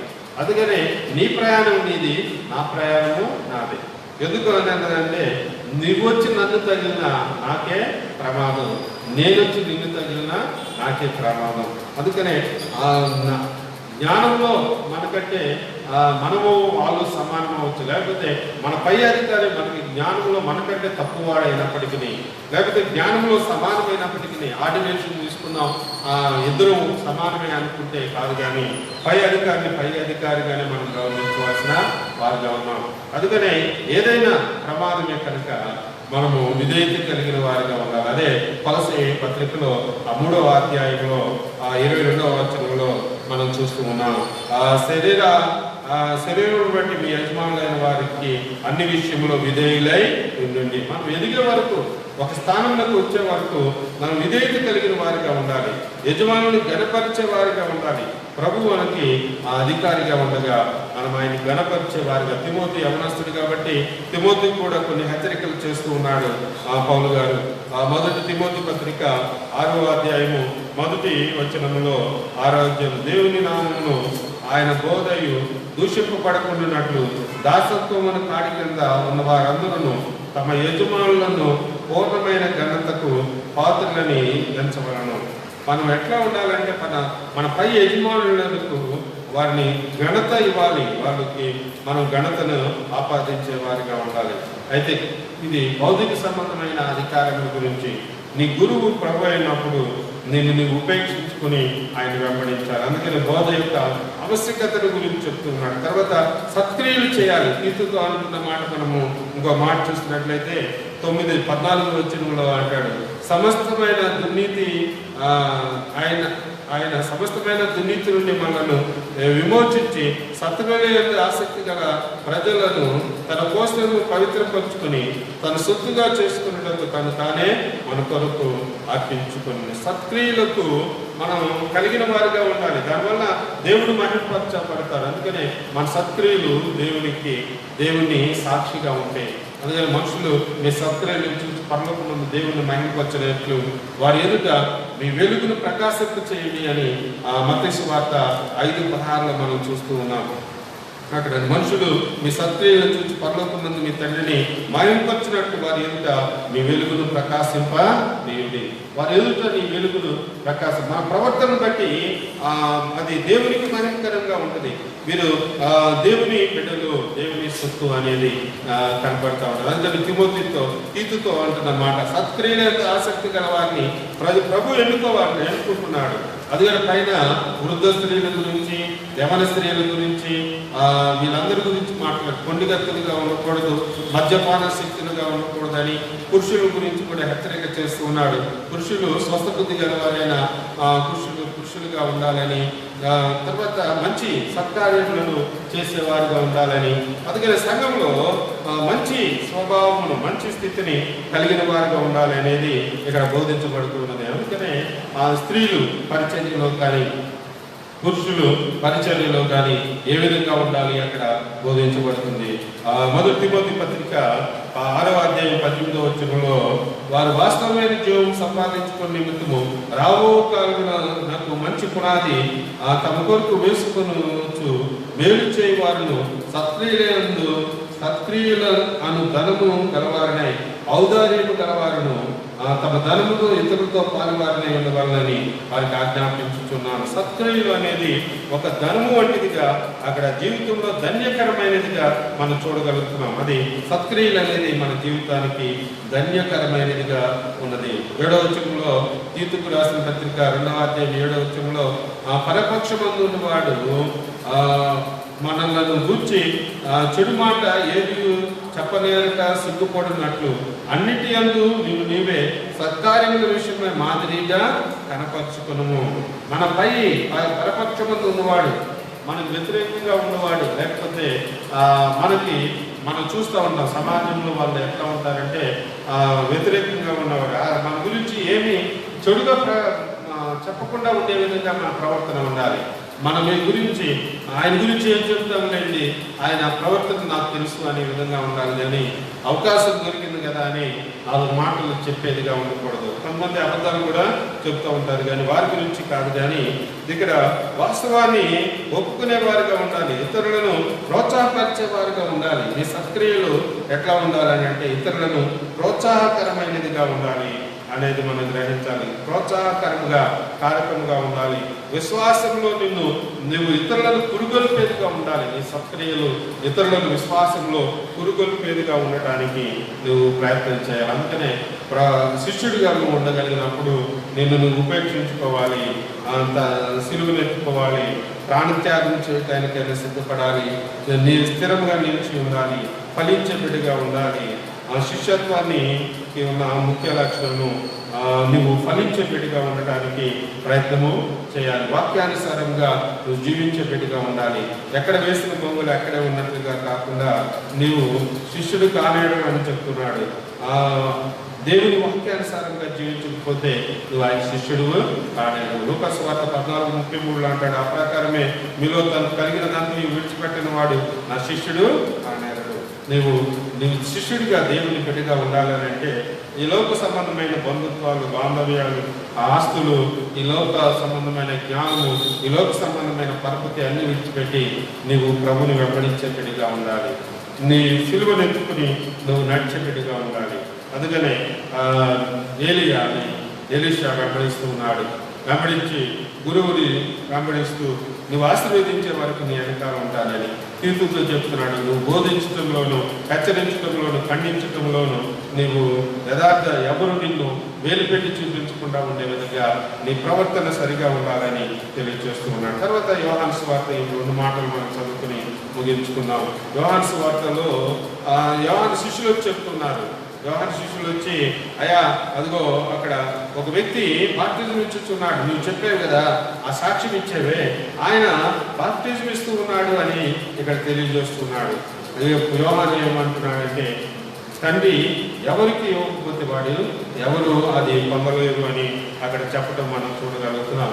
22వ అధ్యాయం 22వ వచనం నుండి 30వ వచనం వరకు మనం చూస్తే 27వ వచనంలో అంత ఉన్నమాట, అందుకు యోహాను ఇట్లను తనకు పరలోకం నుండి అనుగ్రహించబడితేనే కానీ ఎవడు ఏమీ పొందలేరు. ఇక్కడ ఆయన చేస్తున్న మాట శుద్ధీకరణ గురించి యోహాను శిష్యులకు యూదులకు వివాదం కలిగినప్పుడు వచ్చి 26వ వచనంలో చెప్తున్నాడు, నీవెవరి గురించి సాక్ష్యం ఇచ్చువో ఇదిగో ఆయన బాప్తిజం ఇచ్చుచున్నాడు, అందరూ ఆయన వద్దకు వెళ్తున్నారని ఆయనతో చెప్పినప్పుడు దేవుడు తండ్రి అనుగ్రహించకపోతే ఎవరు చేయలేరు. అంతేకాకుండా నేను క్రీస్తును కానని మీరే సాక్షులు, నేను క్రీస్తును కానని అనడానికి మీరే సాక్షులని అక్కడ తెలియజేస్తున్నాడు. నేను క్రీస్తును కాననీయును, ఆయన కంటే ముందుగా పంపబడిన వాడిని చెప్పినట్టు మీరే నాకు సాక్షులు. మనం ఇతరులు మన గురించి సాక్ష్యం చెప్పే విధంగా ఉండాలి. మనము యువతలకు వచ్చేసిన తర్వాత పరిచర్య ఒక చోట పరిచర్య చేస్తూ వేరే ప్రాంతానికి వెళ్ళామనుకోండి, మన గురించి సాక్ష్యం చెప్పే విధంగా మన జీవితం ఉండాలి. మన గురించి ఇతరులు సాక్ష్యం చెప్పే విధంగా నీ జీవితం ఉండాలి. యోహాను సువార్త 1వ అధ్యాయము 29వ వచనంలో 30వ వచనంలో మనం చూసినప్పుడు 29లో మరునాడు యోహాను యేసు తన ఎదుకు రాగా, ఇదిగో లోక పాపలను మోసుకుని పోవు దేవుని గొర్రెపిల్ల, ఆయన గురించి సాక్ష్యం ఇస్తూ ఉన్నాడు. ఇదిగో లోక పాపములను మోసుకుని పోవు దేవుని గొర్రెపిల్ల. 36వ వచనంలో చూస్తే అతడు నడుచుచున్న యేసు వైపు చూసి, ఇదిగో దేవుని గొర్రెపిల్ల అని చెప్పాను. మనము దేవుని గురించి సాక్షులుగా ఉండాలి. ఈ లోకంలో క్రీస్తుని మనం మోసేవారిగా ఉండాలి, క్రీస్తుని మనం అమ్ముకునే వారిగా ఉండకూడదు అని మనం చూడగలుగుతున్నాం. మోసి ఆయన సువార్తను ప్రకటించే వారిగా ఉండటానికి మనం ప్రయత్నం చేయాలి. ఇదివరకు మిషనరీస్ వచ్చి తమ ప్రాణాలను కూడా ఇచ్చి తమ పిల్లల్ని, కుటుంబాన్ని కోల్పోయి దేవుని పరిచర్య జరిగించారు. విలియం కేరీ గారు కలకత్తా ప్రాంతానికి వచ్చినప్పుడు తన భార్య బిడ్డలు కోల్పోయేసినప్పుడు తన భార్య పిచ్చిదైపోయింది. తన బైబిల్ని తర్జమా చేస్తూ ఉన్నాడు. ఆయన పరిచర్యలో ఎన్నో కష్టాలను ఇబ్బందులు ఎదుర్కొన్నప్పటికీ వారు దేవుని కొరకు జీవించారు. తెగుళ్ళకి భయపడలేదు. ఎవరు మత వ్యతిరేక ఛాందస భావం కలిగిన వారికి వారు భయపడలేదు. మీరు బందర్లాకుల దగ్గర చూసినట్లయితే మిషనరీస్ సమాధులు ఉంటాయి అక్కడ. సిఎస్ఐ వాళ్ళు ఆధీనంలోనే ఉన్నాయి అక్కడ బందర్లాకుల సెంటర్లో. ఎందుకు చెప్తున్నానంటే ఆ సమాధుల మీద చూసినట్లయితే 1830లోనూ 1800 సంవత్సరాలకి ఆ సమయంలో వచ్చిన వారిని మనం చూస్తాం. అక్కడ వారు తమ ప్రాణములను పెట్టి సువార్త నిమిత్తము తమ దేశాన్ని విడిచిపెట్టి తమ ప్రాంతాలను విడిచిపెట్టి ప్రభు సువార్త నిమిత్తము వచ్చి ఇక్కడ ఆయన ప్రకటించారు. తోమ ప్రాణత్యాగము ఏం జరిగిందంటే అనేక మందికి సువార్త అందించడానికి అది కారణంగా మార్చబడి ఉన్నది. కాబట్టి క్రీస్తునందు ప్రియమైనటువంటి దేవుని బిడ్డలారా, తను ఉపేక్షించుకుని ఆయన కొరకు సాక్ష్యం ఇచ్చే బిడ్డలుగా ఉండడానికి మనం సిద్ధపడేవారుగా ఉండాలి. యోహాను అదే మాట తెలియజేస్తున్నాడు. 28 వచ్చిన నుండి 36 వచ్చిన వరకు మీరు చదివినట్లయితే ఆ కుమారు గురించిన సాక్ష్యము అక్కడ తెలియజేస్తూ ఉన్నాడు. 5వ అధ్యాయము 33వ వచనంలో చూస్తే, మీరు యోహాను నందుకు కొందరిని పంపితిరి, అతను సత్యమునకు సాక్ష్యం ఇచ్చాను అనే మాట మనం చూడగలిగింది. యోహాను సత్యమును అంగీకరిస్తున్నాడు. నేను ఆయన మార్గమును సరళం చేయటకు వచ్చిన వాడిని, ఆయన మార్గాన్ని నేను సరళం చేయడానికి వచ్చిన వాడినే కానీ నేను క్రీస్తును కాను అని తెలియజేస్తున్నాడు. 32వ వచనం, నన్ను గూర్చి సాక్ష్యం ఇచ్చు వేరొకడు కలడు, ఆయన నన్ను గూర్చి ఇచ్చు సాక్ష్యం సత్యమని ఎరుగుదుము. మీరు యోహాను వద్దకు కొందరిని పంపితిరి, అతడు సత్యమునకు సాక్ష్యం ఇచ్చాను అనే మాట తెలియజేస్తున్నాం. యోహాను క్రీస్తుని ప్రకటించడానికి, క్రీస్తుని అనేక మందికి పరిచయం చేయడానికి. 34వ వచనంలో, నేను మనుషుల వలన సాక్ష్యం అంగీకరింపను కానీ మీరు రక్షింపబడాలని ఈ మాటలు చెప్పుచున్నాను. మీ రక్షణార్థమైన సాక్ష్యముగా ఉండాలి. కొంతమంది సాక్ష్యము రక్షణార్థమైనదిగా ఉండడానికి ప్రభు కోరుతున్నాడు. ఇతరులని ప్రభువులోనికి నడిపించేదిగా ఉండాలి. నీ సాక్ష్యము ఇతరులను దేవునిలోనికి నడిపించేదిగా ఉండాలి. అందుకనే సాక్ష్యం ఇచ్చే శిష్యులుగా మనం ఉండాలని ప్రభు కోరుతున్నాడు. యోహాను సువార్త 10వ అధ్యాయం 41వ వచనంలో అనేకులు ఆయన ఎదుకు వచ్చి, యోహాను ఏ సూచక క్రియను చేయలేదు కానీ ఈయనను గురించి యోహాను చెప్పిన సంగతులు సత్యమైనవనిది అనే మాట మనం చూడ. యోహాను చెప్పిన, నా తర్వాత వచ్చేవాడు నేనైతే నీటిలో బాప్తిజం ఇస్తున్నాను, నా తర్వాత వచ్చేవాడు అగ్నిలో బాప్తిజం ఇస్తాడు అని చెప్పిన మాటలు, ఈయన లోకపాపములు మోసుకొనుకు దేవుని గొర్రెపిల్ల అని చెప్పిన సాక్ష్యము. అందుకనే యోహాను సాక్ష్యము సత్యమే. యోహాను చెప్పిన సాక్ష్యము, యోహాను ఏ సూచక్రియ చేయలేదు కానీ ఈయన గురించి యోహాను చెప్పిన సంగతులన్నీ సత్యమే. ప్రభుని గురించి చెప్పినవన్నీ తర్వాత కాలంలో నెరవేర్చబడుతున్నప్పుడు ఇవి సత్యము అని వారు గ్రహించారు. 1వ అధ్యాయము 7వ వచనంలో యోహాను సువార్త 29-34 వచనాలలోను, 3వ అధ్యాయం 27-30 వచనాలలో మనం చూస్తూ ఉన్నాం. అంటే ఈయన గురించి చెప్పిన సాక్ష్యము ఇది సత్యమైనది. 19వ అధ్యాయము 25వ వచనం, యోహాను సువార్తలోనే 19వ అధ్యాయము 25వ వచనంలో మనం చూస్తే 25-19వ వచనంలో, ఆయన తల్లి సోదరైన క్లోప భార్య అయిన మరియు మగ్దలేను మరియు యేసు సిలువ యొద్ద నిల్చుండి, యేసు తన తల్లి తను ప్రేమించిన శిష్యుడును దగ్గర నిలిచి ఉండటం చూసి, అమ్మ ఇదిగో నీ కుమారుడు అని అతనితో చెప్పాను. ఇక్కడ యోహానుని ప్రభు తన శిష్యుడిగా అప్పగించటం, అంటే బాప్తిజం ఇచ్చే యోహాను వేరు, ఈయన యోహాను వేరు. అందుకని తాను శిష్యుడిగా ఆయన్ని అప్పగించటం, తల్లి బాధ్యతను అప్పగించటం ఇక మనం చూడగలుగుతాం. మన దేవుడు తన శిష్యుడిగా అంగీకరించడానికి యోగ్యమైన ప్రవర్తన, తన బాధ్యతను మన మీద నెప్పినప్పుడు మనం చేయగలిగిన యోగ్యమైన బిడ్డలుగా మనం ఉండగలుగుతున్నామా లేదా ఒకసారి మనం ఆలోచన చేయాలి.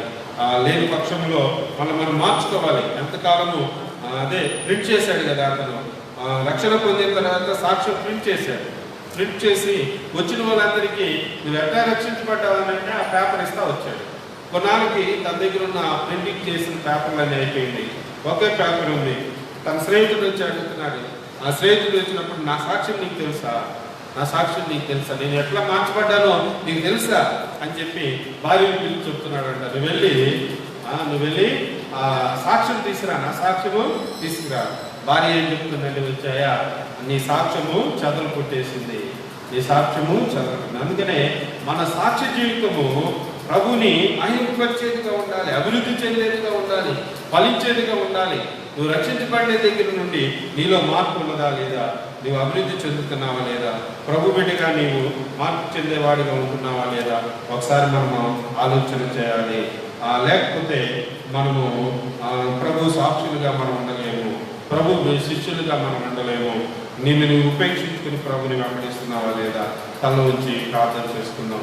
విన్న వాక్యాన్ని బట్టి 3 లేఖన భాగాల్లో మొదటి లేఖన భాగంలో ఆ ఏలియాను ఎలీషాని మనం చూస్తున్నాం.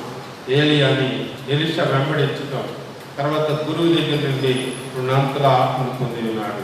రెండవ వాక్య భాగంలో పౌలు గారు తీతుకు తెలియజేస్తూ వాక్యము బోధించుట యందును హెచ్చరించుట యందును ఖండించుట యందును ఎవరు నిన్ను తృణీకరించకుండా ఉండలాగిన నీవు ఉండాలని, సత్క్రియలు చేసే బిడ్డగా ఉండాలని తెలియజేస్తున్నాడు. 3వ వాక్య భాగంలో యోహాను సాక్ష్యాన్ని గురించి మనం చూస్తున్నాం. క్రీస్తుని గురించి ఆయన సాక్ష్యం చెప్పినప్పుడు 5వ అధ్యాయం 31వ వచనంలో మళ్ళా యోహాను చెప్పిన సాక్ష్యం సత్యమే అని వారు అంటున్నారు. మనం కూడా ప్రభు సాక్షులుగా ఉంటే వాళ్ళు చెప్పింది సత్యం అండి, వారు చెప్పింది వాస్తవం, వాళ్ళు చెప్పింది సత్యం అనే విధంగా మనం ఉంటున్నాము. వారి జీవితం ఇదివరకు వారి జీవితం వేరు, ఇప్పుడు మార్పు చెందిన తర్వాత వారి జీవితం వేరు అనే ఆ స్థితిని నువ్వు కలిగి ఉన్నావా లేదా. వీళ్ళు ఊరికనే వేషధారణ కలిగిన భక్తి అని అనిపించుకోకూడదు. తల నుంచి ప్రార్థన చేసుకుందాం. మహాగరుడైన మా పరమ తండ్రి, విన్న వాక్యాన్ని బట్టి మా జీవితాలను సరి చేసుకుని నీ సాక్షులుగా ఉండటం మాకు సహాయం చేయమని యేసు పరిశుద్ధ నామమున పేరిట వేడుకొని ప్రార్థిస్తున్నాం పరమ తండ్రి. ఆమేన్. అపోస్తుల విశ్వాసము మనం అనుకున్నాం. అపోస్తుల విశ్వాసము మన విశ్వాసముగా మనం చెప్తున్నాం. పరలోక భూలోకముల సృష్టికర్త సర్వశక్తి గల తండ్రి అయిన దేవుని నమ్ముతున్నాను.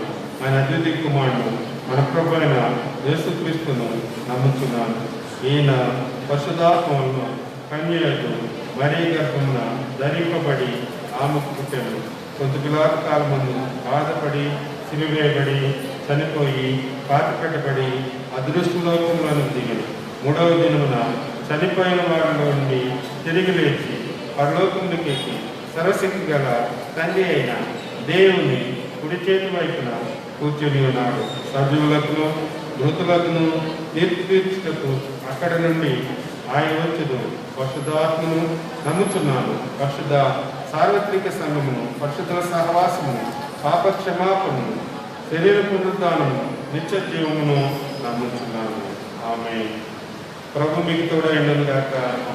ప్రభావమును కనికరించుము, ప్రభావమును కనికరించుము. పరలోకమందున మా తండ్రి, నీ నామము పరిశుద్ధపరచబడును గాక. నీ రాజ్యం వచ్చును గాక. నీ చిత్తము పరలోకమందు నెరవేర్చినట్లు భూమి మీద నెరవేరును గాక.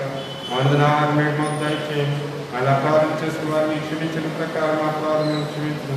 మన శోధనలో కాదుష్టుని తప్పించను. ఎందుకనగా రాజ్యము, శక్తి, మహిమ నిరంతరం నీలో ఉన్నాము తండ్రి. ఆమేన్. ప్రార్థించుదాము. ఈ దినమునకు ఏర్పాటు చేయబడిన సంగ్రహ ప్రార్థన నీతిమంతుడైన నా జీవము గల దేవ, పేదలు మరియు అభాగ్యుల యొక్క గుండె చప్పుడు వినివారమై దైవక జీవితంలో స్థిరంగా నిలిచి జీవించినట్లు, ఎప్పటికీ దేవుని విస్మరించుకున్నట్లు మలుచుమని, తద్వారా ఆశీర్వాదం కొడుకున్న విశ్వాసంతో నిరీక్షించు వారుగాను, మహిమతో కూడిన నీ ప్రత్యక్షతతో ఎదురుచూచు వారుగాను ఆయన హెచ్చవలసి ఉన్నది, నేను తగ్గవలసి ఉన్నదని నిరంతర ప్రార్థించు నీతోనూ పరిశుద్ధాత్మతోనూ నిత్యము జీవించు పరిపాలించు నీ కుమారుడు యేసుక్రీస్తు ద్వారా ప్రార్థించుచున్నాము. ఆమేన్. ప్రార్థించుతున్న సర్వశక్తి గల దేవ, ఈ సమయం మందు ఏక మనసుతో నీ గురించి మా సామాన్య ప్రార్థన చేయటకు మా ప్రభు దయచేసినావు కనుక, 2-3 నా పేరు కూడి వారి వినుపక ప్రకారం దయచేతులను మాటించినావు కనుక, ఓ ప్రభు నీ సేవకులమైన మా కోరికలను, మా విన్నపములను మాకు తగినట్లు నెరవేర్చి, ఏమందు నీ సత్యం తెలుసుకునే జ్ఞానము, పరమందు నిత్యము మాకు దయచేయము. ఆమేన్. మన ప్రభు యేసుక్రీస్తు దేవుని ప్రేమ, పరిశుద్ధాత్మ సహవాసము మనకందరికీ తోడైండును గాక. ఆమేన్. దయతో గమనించండి. మనకి బిషప్ గారు ఇచ్చిన ఆర్డర్ ప్రకారం ఈ నెలంతా ఆరాధన కొనసాగించబోతున్నారు కనుక ఆన్లైన్ ద్వారా మీ అనుకూల సమయంలో మీరు వినండి. వచ్చిన వారి వచ్చేవారు ఎవరైనా మాస్క్ ధరించాలి. తర్వాత శానిటైజర్ అక్కడ మనం ఎంట్రన్స్లోనే శానిటైజర్ మనకి ఇస్తారు. దాన్ని మన చేతులు శుభ్రం చేసుకోవాలి. తర్వాత ఎక్కువసేపు మనం ఒకరికొకరు సంభాషించుకోకుండా మన గృహాలకు వెళ్ళిపోవడానికి ప్రయత్నించాలి. ఈ రెడ్ జోన్ తీసేస్తే మన తర్వాత ఇక్కడ ఆరాధన కొనసాగించుకోవడానికి మనం ప్రయత్నం చేయొచ్చు. దయచేసి కూర్చున్నట్లయితే డాక్టర్ గారు సుచరిత సాక్షి దేవుడు తన జీవితంలో ఉపయోగించిన మేలు నిమిత్తుగా సాక్షి.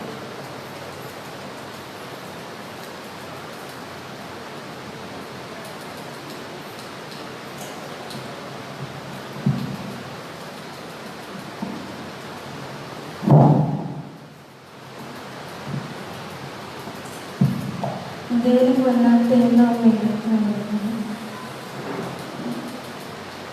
నేను సాక్ష్యం పంచుకొని చాలా రోజులు చాలా నెలలే ఉంది. నేను చివరిసారిగా 2017లో అనుకుంటున్న సాక్ష్యం పంచుకున్నాను.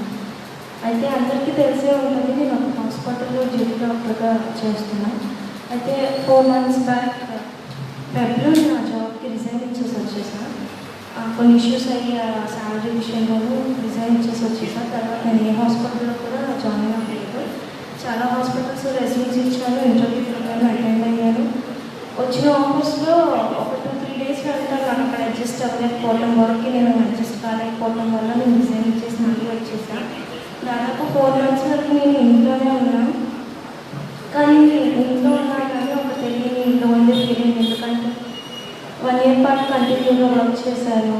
నా ఫ్యామిలీకి నేను సపోర్ట్గా లేకపోయాను. కరోనా అంటే ఏమి అందరూ లాక్డౌన్లో ఉన్నారు, శాలరీ కూడా ఏమి ఉండదు ఎవరికి. నేను నాకు వచ్చిన జాబ్ని, నాకు దేవుడు ఇచ్చిన దాన్ని నేను వదిలేసుకొని వచ్చాను. నేనేమి ఉపయోగపడలేదని చాలా బాధపడ్డాను. చేసిన మిస్టేక్కి కూడా నేను దేవుడితో క్షమాపణ చెప్పుకున్నాను. అయితే ఒక ఛాన్స్ ఇవ్వమని అడిగాను. నేను మళ్ళీ నా కాళ్ళ మీద నిలబడటానికి నాకు అవకాశం ఇదేవా అని ప్రేయర్ చేసుకున్నాను. ఈ 4 months కంటిన్యూగా చర్చ్కి వచ్చి నేను ప్రేయర్ చేసుకుంటూ ఉండేదాన్ని. కాకపోతే చూసే వాళ్ళు అనుకునేవాళ్ళు, ఏంటి వైటీ జాబ్ మానేసింది, వాళ్ళ ఇంట్లో మానిపించేసారని చెప్పి కూడా కొంతమంది అన్నారు. అదేమి కాదు, నా సొంతగా నేను జాబ్ మానేశాను.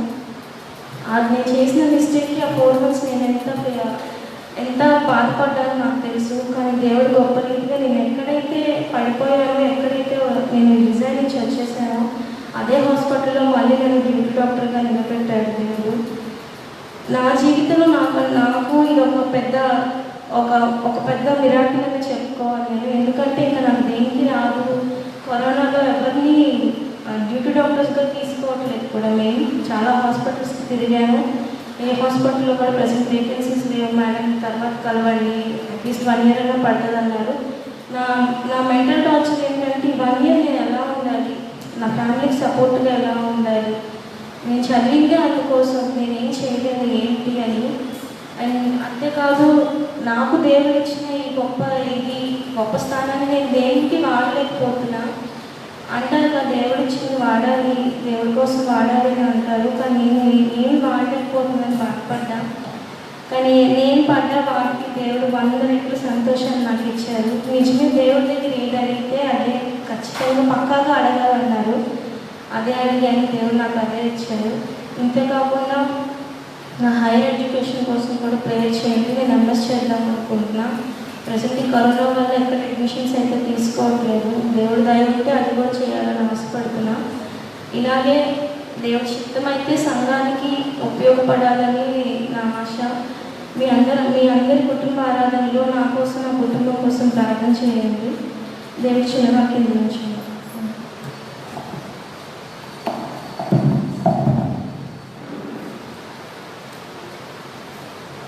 ప్రార్థన చేస్తాను. మహాగణమైన మోకరించండి.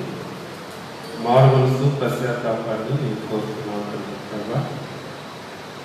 నీ కుమారుడు తిరిగి వచ్చినప్పుడు దూరంగా ఉండగానే తండ్రి అతన్ని చేర్చుకుని తల్లి నూతన వస్త్రమును ఉంగరమును ప్రభా బిందులు చేసి నా ప్రభా అదేవిధంగా తండ్రి మేము నీ వైపు తిరిగినప్పుడు మేము అనుగ్రహించే మేలుకు మేము వారసులు అవుతామని తెలుసుకుని మేము తండ్రి నీ బిడ్డలుగా నీ సాక్షులుగా ఉన్నందుకు సహాయం చేయమని డాక్టర్ గారు తండ్రి మళ్ళా డ్యూటీ డాక్టర్ గారు తండ్రి వారు మళ్ళా జాయిన్ అవడానికి సుచరిత గారికి మీరు తోడుగా ఉన్నందుకు నీకే స్తోత్రం చెల్లిస్తుంది.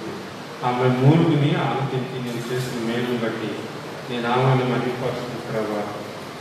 మొరపెట్టుగా ఉత్తరమిచ్చిన వాడిని నిజముగా మొరపెట్టు వారికి సమీపముగా ఉంది దేవుని కనుక తండ్రి ఆ బిడ్డ మొర ఆలోచించినందుకు నీకే స్తోత్రం చెల్లిస్తుంది.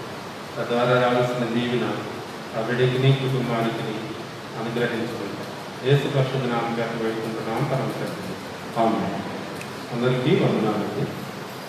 ఆదివారం వస్తే 6 to 7 వరకే ఆరాధన ఉంటుంది. అయితే మనం లేట్గా ప్రారంభించుకున్నాం కాబట్టి 7:30 అవుతుంది. దయతో గమనించిన మాస్క్ ధరించాల్సిందే. గమనించిన తర్వాత శానిటైజర్ 100 కంటే ఎక్కువ టెంపరేచర్ ఉంటే ఇది వెళ్ళిపోవాలి.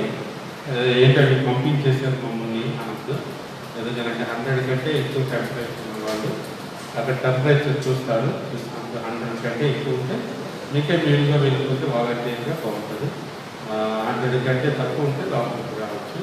తర్వాత జలుబు దగ్గు ఇవి మనకి నిత్యం ఉండే కొన్ని బలహీనతలు ఉంటాయి. అవి ఉన్నవాళ్ళు ఇంట్లోనే ఉండటం మంచిది. 65-60 సంవత్సరాలు దాటిన వాళ్ళు 10 సంవత్సరాలు నిలుపు వారు రాకూడదని మనకు తెలియజేయబడింది. అది కూడా మీరు గమనించండి. వస్తే మీ దగ్గర కూర్చోవాలి. పెద్దవాళ్ళు వస్తే తగిన జాగ్రత్తతో రావాలని తెలియజేస్తాం. అందరికీ వందనాలు.